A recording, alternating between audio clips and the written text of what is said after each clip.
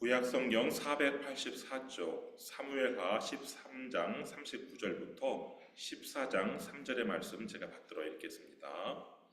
다윗 왕의 마음이 압살롬을 향하여 간절하니 암논은 이미 죽었으므로 왕이 위로를 받았음이더라. 스루야의 아들 요압이 왕의 마음이 압살롬에게로 향하는 줄 알고 드고아의 사람을 보내 거기서 지혜로운 여인 하나를 데려다가 그에게 이르되 청하건대 너는 상주가 된 것처럼 상복을 입고 기름을 바르지 말고 죽은 사람을 위하여 오래 슬퍼하는 여인같이 하고 왕께 들어가서 그에게 이러이러하게 말하라고 요압이 그의 입에 할 말을 넣어주니라. 인생을 살다 보면 딜레마에 빠질 때가 있습니다. 반드시 선택해야 하는 상황에서 이것을 선택해도 곤란하고 저것을 선택해도 곤란합니다. 한 번은 바리새인들이 예수님을 찾아와서 그 가이사라고 불리는 로마 황제에게 세금을 바치는 것이 옳은지를 물었어요. 그들은 예수님의 답변을 듣고 싶은 것이 아니라 예수님에게 올가미를 씌우려고 물어본 거예요. 예수님은 딜레마에 빠졌어요. 황제에게 세금을 바치는 것이 옳다고 대답해도 문제고 옳지 않다라고 대답해도 문제예요. 만약 로마 황제에게 세금을 바치는 것이 옳다고 말하면 예수님은 유대인 사이에서 매국노가 되는 거예요. 그렇다고 황제에게 세금을 바치는 것이 옳지 않다라고 말한다면 예수님은 로마의 법을 범하는 범법자가 되는 거예요. 오늘 본문에서 다윗은 딜레마에 빠졌어요. 압살롬을 집으로 돌아오게 해도 문제고 돌아오지 않게 해도 문제예요. 압살롬이 암논을 죽인 것은 그건 바꿀 수 없는 사실, 팩트예요. 살인자 압살롬을 집으로 돌아오게 한다면 압살롬의 살인에 면죄부를 주는 거예요. 그렇다고 해서 돌아오지 않게 하는 것은 계속 그술에 3년 동안 지금 머물고 있는데 계속해서 그 술에 머물게 하고 돌아오지 못하게 하는 것은 다윗 자신의 마음을 속이고 백성들, 신하들의 여론을 무시하는 거예요. 지금 신하들도 백성들도 다 아는 것이 이 암논이 계차반이었다는 거, 그리고 압살롬이 자신의 누이 동생 다말을 끔찍하게 아꼈다는 거, 이걸 다 알고 있어요.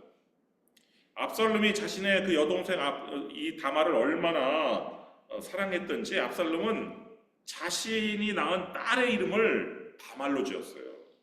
거기 사무엘하 14장 27절 한번 보세요. 한 장 넘기셔서 사무엘하 14장 27절. 압살롬이 아들 셋과 딸 하나를 낳았는데 딸의 이름은 다말이라. 그는 얼굴이 아름다운 여자다. 그렇게 사랑하는 누이 동생 다말이 어느 날 아버지 다윗의 명령에 순종해서 암논의 병문안을 갔다가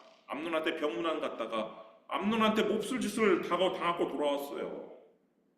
압살롬의 눈이 돌아가지 않겠어요? 사실 창세기에 보면은 그 야곱의 딸 디나도 그 세겜 성에 여자들을 구경으로 나갔다가 그 세겜한테 강간을 당한 적이 있었어요.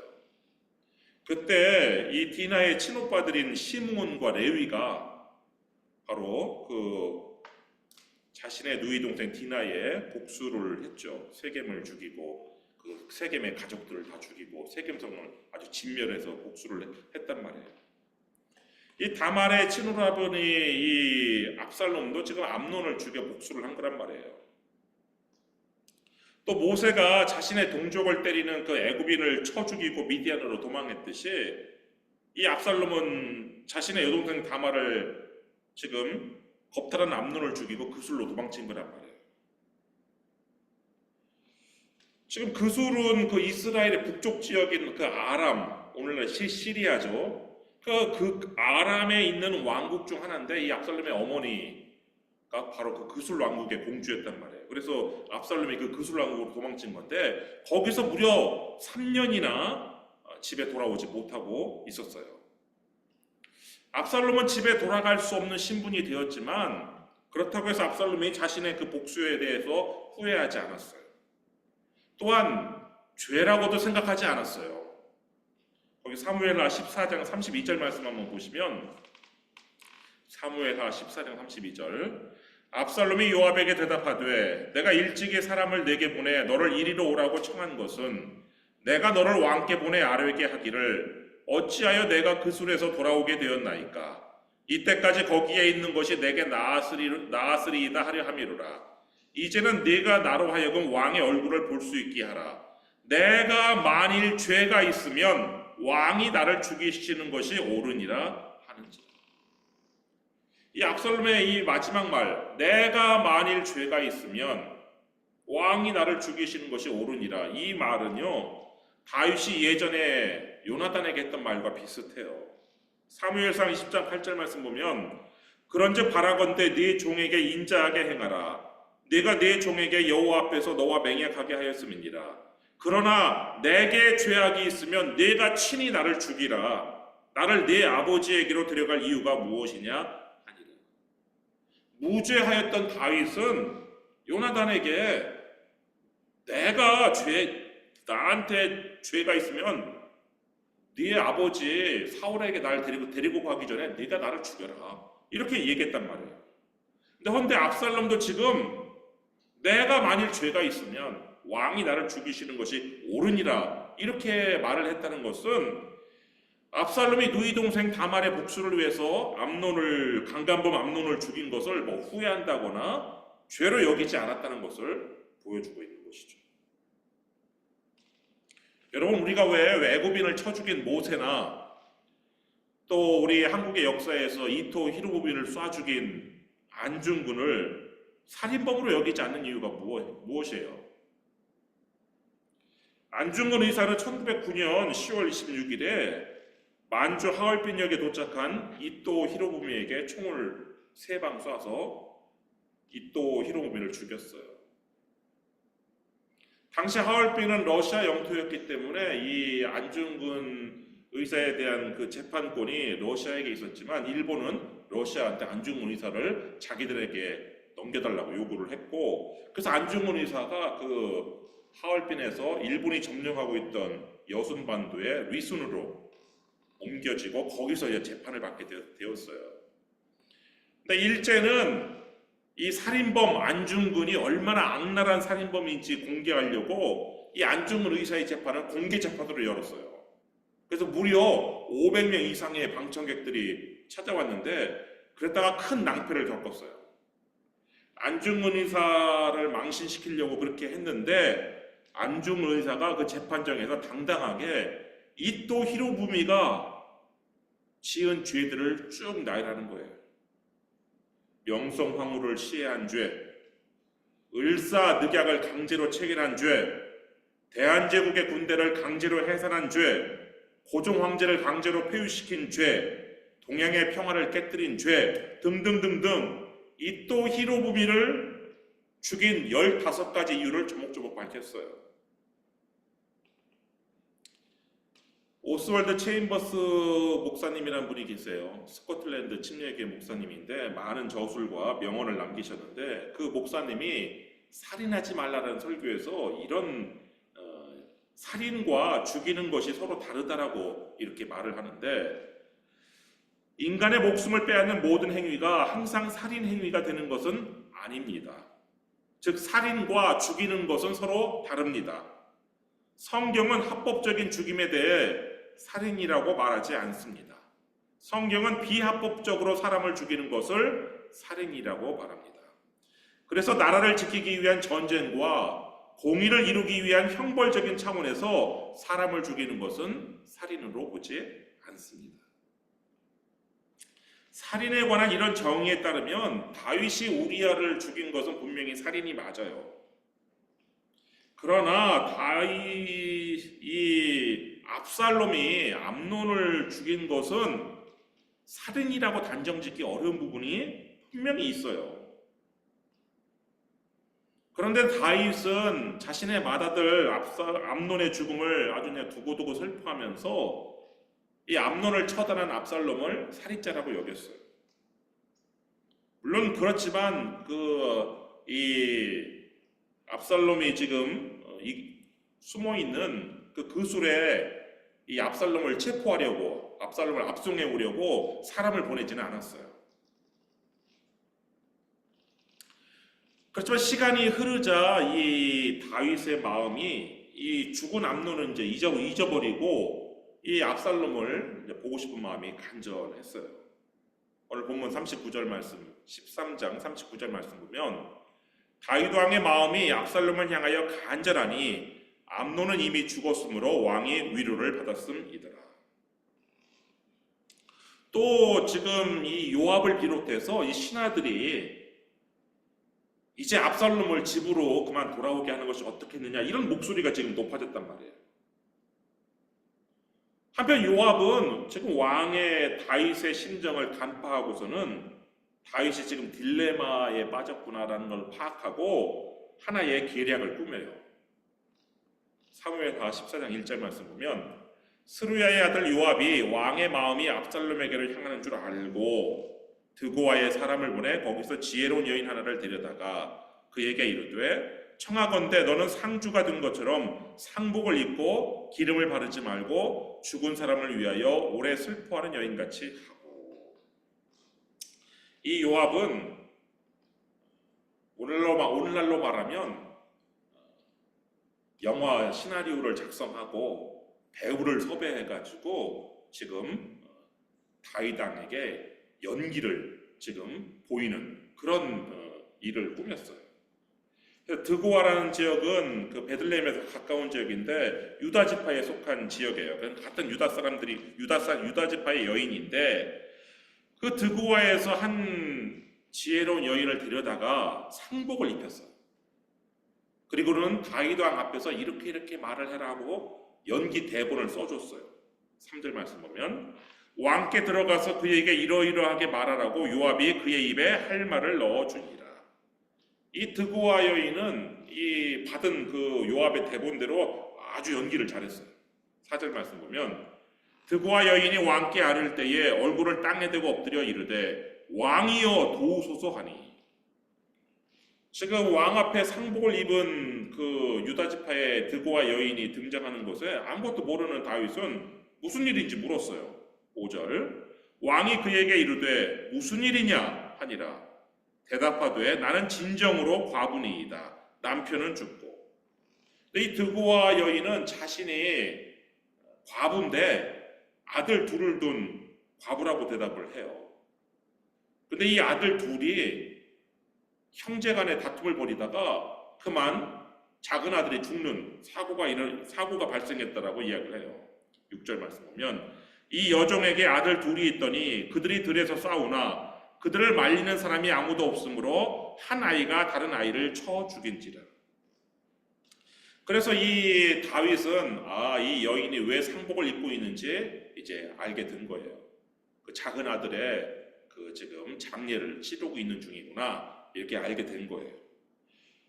그런데 지금 이 여인이 갖고 있는, 지금 다윗 앞에서 갖고 있는 문제는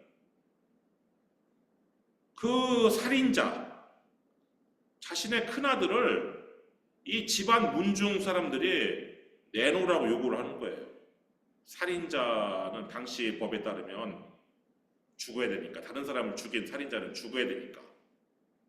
그래가지고 7절 말씀 보면은 온 족속이 일어나서 당신의 여종 나를 핍박하여 말하기를 그의 동생을 쳐 죽인 자를 내놓으라.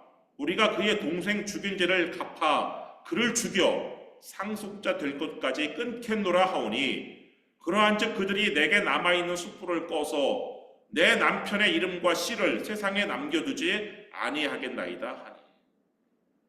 그러니까 이 집안 당시에는 국가가 모든 형벌을 집행하는 그런 사법 시스템이 아니었어요.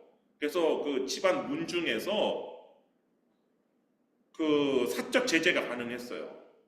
그러니까 지금 이런 경우에는 동생을 죽인 형을 잡아다가 동생을 죽인 죄를 물어서 이 형을 죽이는 것이 이 문중에 할 일이었단 말이에요. 그런데 이 어머니로서는 이거를 지금 좀 딜레마에 빠졌단 말이에요. 이 아들을 내주면 집안의 대가 끊기고, 그렇다고 아들을 내주지 않으면 이 집안 문중 어른들의 핍박이 계속될 것이기 때문에 지금 이 문제를 가지고 다윗 왕 앞에 나온 것처럼 연기를 했다. 이 과부는 다윗에게 왕한테 죽은 아들은 죽었지만 산 아들은 살아야 되지 않겠느냐 하면서 청을 올려요. 11절 말씀 보면 여인이 이르되 청하건대 왕은 왕의 하나님 여호와를 기억하사 원수 갚는 자가 더 죽이지 못하게 하옵소서. 내 아들을 죽일까 두렵나이다 하니 왕이 이르되 여호와께서 살아계심을 두고 맹세하노니 내 아들의 머리카락 하나도 땅에 떨어지지 아니하리라 하니라. 지금 다윗도 사실은 살인자였잖아요. 다윗이 지금 부하 장수 우리아를 죽인 것은 지금 온 백성들이 다 알고 있어요. 그런데도 하나님께서 다윗을 용서해 주셔서 다윗은 지금 이렇게 왕의 자리에 있단 말이에요. 그래서 지금 그것을 가지고서는 지금 자신의 아들이 살인자지만, 큰아들이 살인자지만 큰아들을 살려달라고 지금 이야기를 하니까 이 다윗이 그 아들의 생명을 지켜주겠다라고 지금 이야기를 해요. 그러니까 이제 드고와 여인이 그제서야 속에 있는 말을 이제 꺼내요. 13절 말씀 보면 여인이 이르되 그러면 어찌하여 왕께서 하나님의 백성에게 대하여 이 같은 생각을 하셨나이까? 이 말씀을 하심으로 왕께서 죄 있는 사람같이 되심은 그 내쫓긴 자를 왕께서 집으로 돌아오게 하지 아니하심이니이다.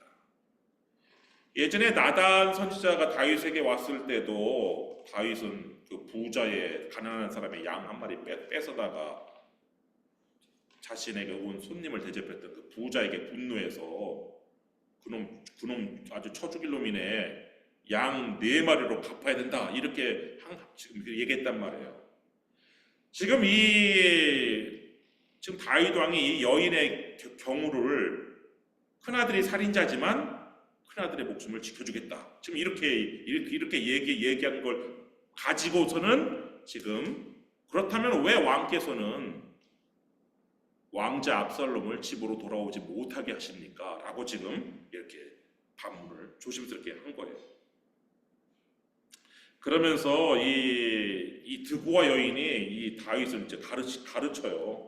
하나님이 어떤 하나님인지에 대해서. 14절 말씀 보면 우리는 필경 죽으리니 땅에 쏟아진 물을 다시 담지 못함 같을 것이오나 하나님은 생명을 빼앗지 아니하시고 방책을 베푸사 내쫓긴 자가 하나님께 버린 자가 되지 아니하게 하시나이다. 그러니까 하나님이 생명을 빼앗지 아니하시는 이런 경우는 어떤 경우냐면은 그 도피성을 하나님께서 만들라고 명하셨을 때 하나님께서는 모든 살인자를 그냥 도매금으로 취급하지 않으시고 어떤 살인자에게는 살 수 있는 도피성이라는 그런 살 방책을 마련해 주신 것을 지금 이 왕한테 이 드고와 여인이 이야기를 하는 거란 말이에요.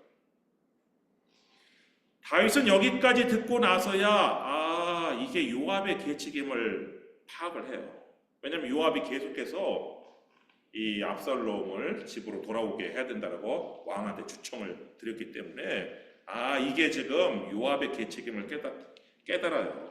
그래서 물어봐요. 19절 말씀 보면 왕이 이르되 이 모든 일에 요압이 너와 함께 하였느냐 하니 여인이 대답하여 이르되 내 주 왕의 살아계심을 두고 맹세하옵나니 내 주 왕의 말씀을 좌로나 우로나 옮길 자가 없으리이다. 왕의 종 요압이 내게 명령하였고 그가 이 모든 말을 왕의 여종의 입에 넣어 주었사오니.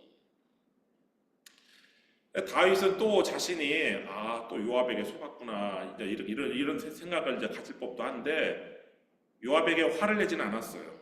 화를 내는 대신에 요압이 계속 지금 주청을 올린 사안인 압살롬을 집으로 데리고 오는 그것에 대해서 허락을 해요. 21절 말씀 보면 왕이 요압에게 이르되 내가 이 일을 허락하였으니 가서 청년 압살롬을 데려오라 하니라. 그래서 군대장관 요압이 직접 예루살렘에서 그술까지 가가지고 이 압살롬 왕자를 데려왔어요.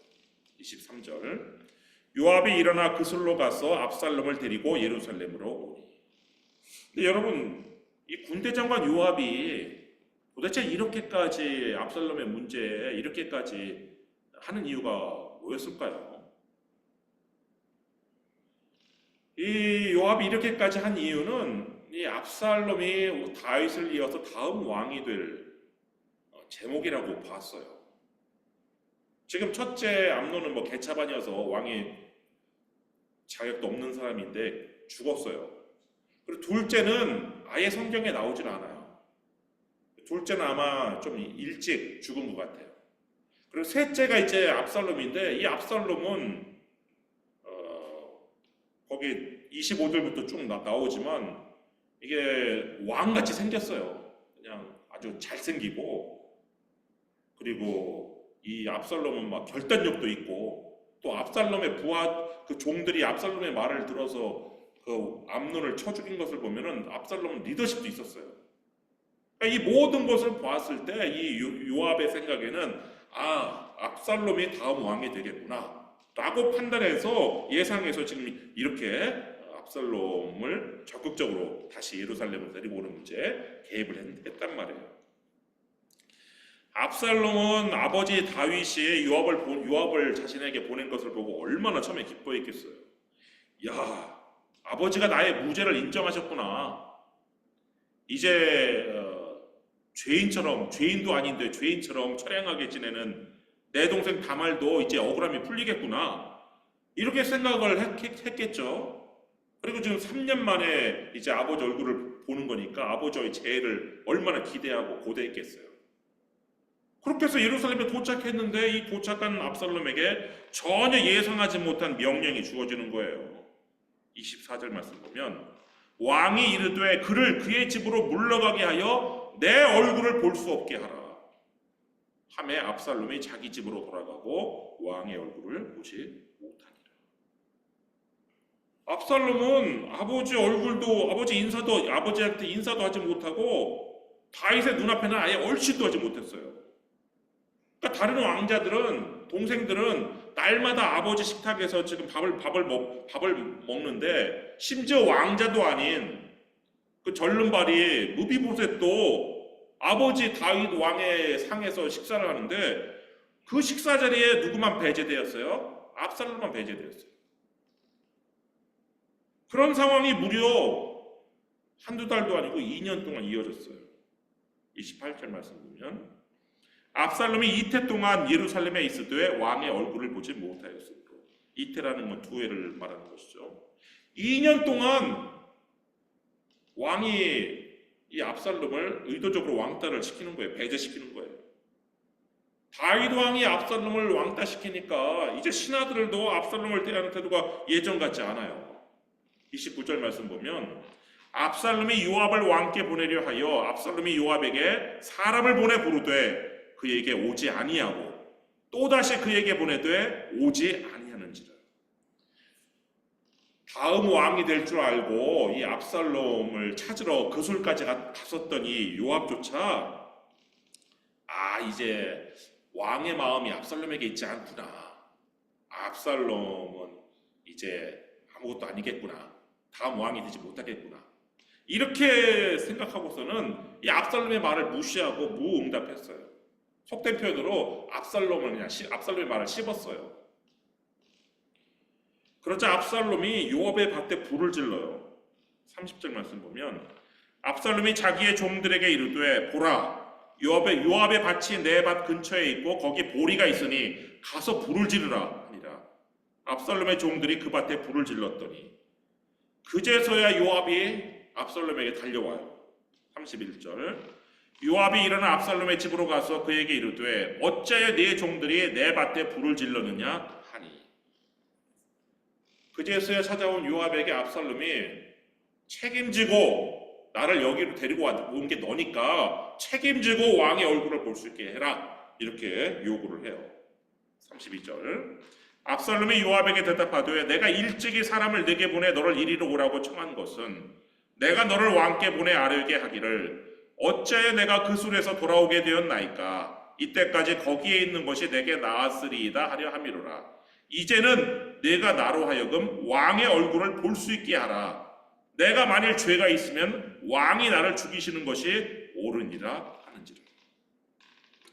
이렇게 해가지고 요압이 왕 앞에 나아가서 중재를 해요. 중재를 해서 드디어 이 압살롬이 왕 앞에 나아가 왕의 얼굴을 볼 수 있게 되었어요. 33절 요압이 왕께 나아가서 그에게 아뢰매 왕이 압살롬을 부르니 그가 왕께 나아가 그 앞에서 얼굴을 땅에 대어 그에게 절하매 왕이 압살롬과 입을 맞추니라. 5년 만이에요. 5년 만. 3년은 압살롬이 그 술에 가서 보지 못했고 2년은 압살롬이 예루살렘에 있었지만 다윗이 압살롬을 얼굴을 보지 않겠다라고 해서 지금 5년 만에 처음으로 부자가 만난 거예요. 그래가지고 이 다윗은 압살롬에게 입을 맞춰서 드디어 화해가 이루어진 것처럼 보였어요. 여러분 다윗이 이 다윗 딜레마 상황을 잘 해결한 것일까요? 겉으로 보면 그런 것 같지만 다음 장에서 보면은 다윗은 이제 곧 압살롬의 반역에 직면을 하죠. 어떻게 화해를 했는데 반역이 일어날까요? 이게 뭔가 좀 안 맞는 일이 벌어지는 것이죠. 이런 걸 볼 때 다윗은 사실 딜레마 상황을 잘 해결하지 못했다는 것을 알 수가 있어요. 한편 예수님께서는 그 딜레마를 어떻게 해결하셨을까요? 마태복음 22장 19절 말씀 보면은 세금 낼 돈을 내게 보이라 하시니 데나리온 하나를 가져왔거늘. 예수님께서는 그런 질문을 한 적대자들한테 너희들이 세금으로 내는 돈을 하나 가지고 와라. 이렇게 하니까 이 바리새인들이 데나리온이라는 은화를 가지고 왔어요. 그 한 데나리온은 노동자 하루 품삯이에요. 그 은화를 가져오니까 예수님께서 그들에게 질문을 하세요. 마태복음 22장 10절 말씀. 예수께서 말씀하시되 이 형상과 이 글이 누구의 것이냐? 그 데나리온이라는 은화에 누구의 형상이 있었냐면 바로 가이사, 로마 황제의 형상이 있고 글들이 있었단 말이에요. 그러니까 이 바리새인들이 황제의 것이다라고 대답을 해요.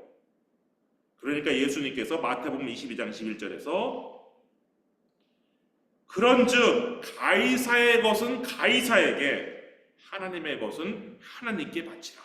이렇게 대답을 하셨어요. 가이사의 것은 가이사에게 바치라고 말을 했고 하나님의 것은 하나님께 바쳐라. 이렇게 대답하셔서 딜레마 상황을 빠져나갔어요. 그러니까 예수님께서 황제에게 세금을 바치는 것이 옳다고 말한 것도 아니고 옳지 않다라고 말한 것도 아니에요. 가이사의 것은 가이사에게 바치고 하나님의 것은 하나님에게 바치라는 이 로마의 법과 하나님의 법을 모두 충족시키는 이 지혜로운 답변에 이 대적자들조차 경탄을 하고 떠나갔어요. 여러분 인생을 살다가 만나는 딜레마를 해결하기 위해서는 예수님과 같은 이런 지혜가 필요한 거예요. 근데 예수님은 이런 지혜를 어떻게 얻으셨어요? 기도를 통해 얻으셨어요. 야고보서 1장 5절 말씀 보면은 너희 중에 누구든지 지혜가 부족하거든 모든 사람에게 후히 주시고 꾸짖지 아니하시는 하나님께 구하라. 그리하면 주시리라. 하나님께서요 지혜를 구하는 사람에게 지혜를 주시겠다고 약속을 하셨단 말이에요.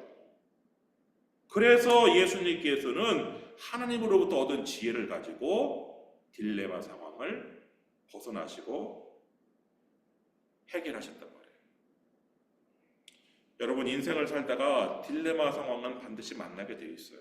그런 딜레마 상황에서 벗어나기 위해서 기도로 하나님께 지혜를 구하시는 여러분 되기를 주님의 이름으로 축원합니다. 기도하겠습니다.